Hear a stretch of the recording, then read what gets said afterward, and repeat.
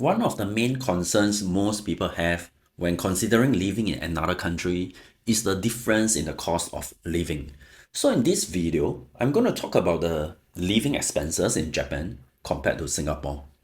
Hi everyone, SG Dad here. Our family is going to relocate to Japan in 2 months' time, and personally, I'm a strong believer in GeoArbitrage, which means using the income you earn, whether passively or remotely, and living in a country with a lower cost of living. For those of us in Singapore, I think it's not hard to find countries with lower living costs, as Singapore is consistently ranked as one of the most expensive cities in the world. As Singaporeans, we do have certain advantages when it comes to GeoArbitrage.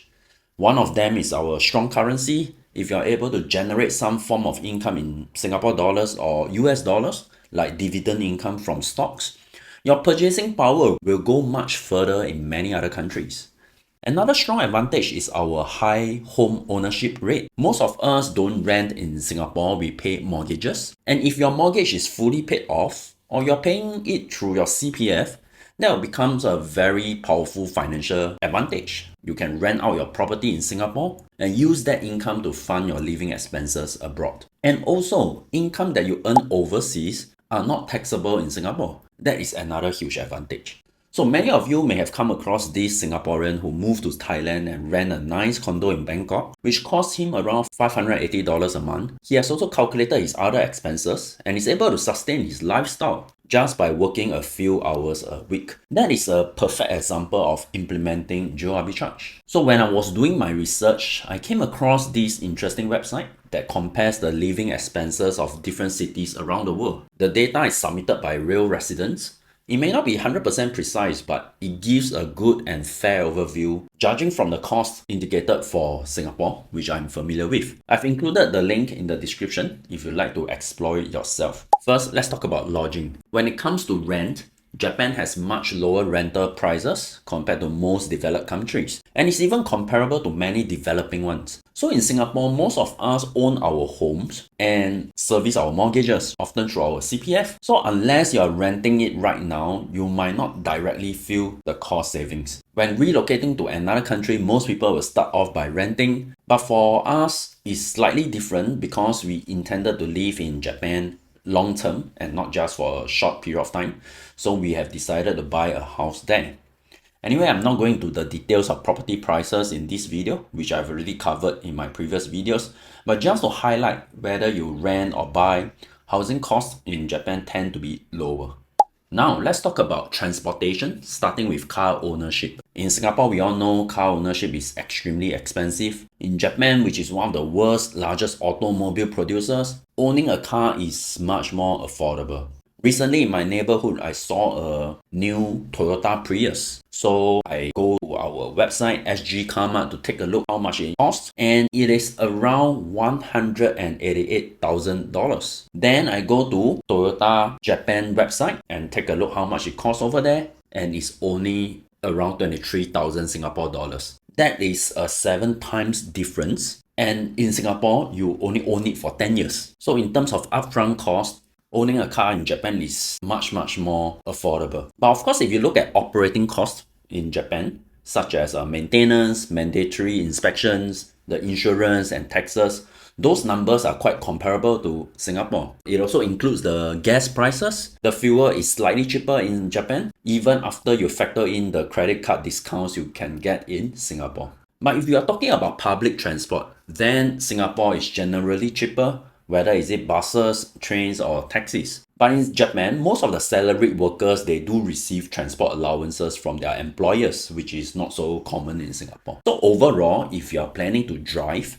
then car ownership in Japan is far more affordable. Now, let's talk about food. Food is a tricky one to compare because it really depends on your lifestyle, right? Do you eat your 3 meals in hawker center, food courts or restaurants? Anyway, let's start with eating out. In Singapore, we have a wide range of affordable options from chicken rice and cai png at hawker centers and coffee shops to those high-end restaurants. In Japan, the closest equivalent to hawker food are those restaurant chains like Yoshinoya, Sukiya, Koko Ichibanya, etc. So these are slightly more expensive than hawker meals, but they do come with free plain water or tea. In Singapore, we usually add on a drink, right, like a teh peng or kopi peng. And also, you will not see birds flying in to peck on your curry chicken while you are getting your drinks in Japan. So when it comes to family restaurant chains like Saizeriya or Gusto, I'll say they are considered budget friendly in Japan and they are very affordable. The Japanese equivalent, maybe like our zi cha store, will likely cost more than a family restaurant in Japan. I think a few weeks back when I had my Father's Day dinner with my kids and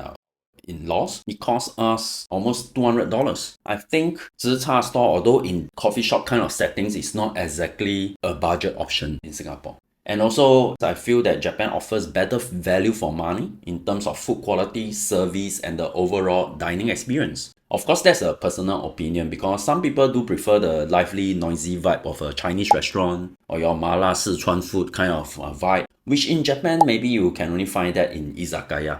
So overall, if you average out the different dining options for a typical family, I would think Japan should cost slightly cheaper. As for home-cooked food, Japan could be also more affordable.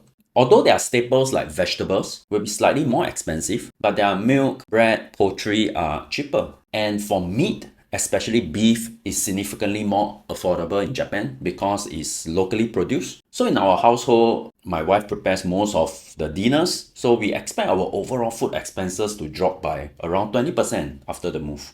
Now let's talk about things like utilities, internet, and mobile plans. In Japan, these might cost a little more, especially for mobile plans. They do not have that much options compared to Singapore, similar to the fiber broadband as well. As for utility bills, it will be quite hard to predict because we are going to live in a very different type of home than we had in Singapore. And Japan has 4 seasons. So in summer, we will need the air conditioning. In winter, we will need the air conditioning in the heating mode, which I'm not so sure how much the energy cost will be. But my guess is that the utilities in Japan will be slightly more expensive overall. And one of the biggest areas where I think we will save will be in traveling. We will likely travel internationally less often and will just make occasional trip back to Singapore. If we were to travel, it will most likely be domestic travel within Japan. We are looking forward to explore the different prefectures and regions through road trips and Shinkansen. So I think this shift from frequent flights and hotels to local getaways will result in significant savings. Now let's talk about the miscellaneous household items. Japan is a paradise for everyday essentials because there are 100 yen shops everywhere. Not just Daiso, they also have Sariya and Kendo. And if we include the tax, most items come to 110 yen, which is roughly 1 Singapore dollar. So in comparison, Daiso in Singapore starts at $2.16. You are paying half the price for similar items, and in Japan, the variety and availability are much better. And for popular chains like Nitori, Muji, IKEA, Uniqlo, and even Apple products, they are generally more affordable compared to Singapore for the same product. And in Japan, there's also Costco, which we don't have in Singapore. So for Costco, it's a fantastic option for bulk shopping where you can stock up groceries, household supplies, and imported goods at a good value, which can also lead to significant monthly savings. So when we look at the overall picture, Japan offers a lower cost of living, especially for a family like ours. I estimate our total monthly expenses could drop by 10 to 20% depending on our habits. We already live quite modestly in Singapore, and I believe that once we relocate, we will be able to save even more, particularly in daily meals, travel, and lifestyle activities. And based on our own calculations and spending patterns, we are confident that we can maintain our current lifestyle, even improve our quality of life without increasing our expenses. One clear upgrade will be owning a car in Japan. That alone would dramatically improve our flexibility and convenience as a family with kids, which is very hard to justify financially in Singapore.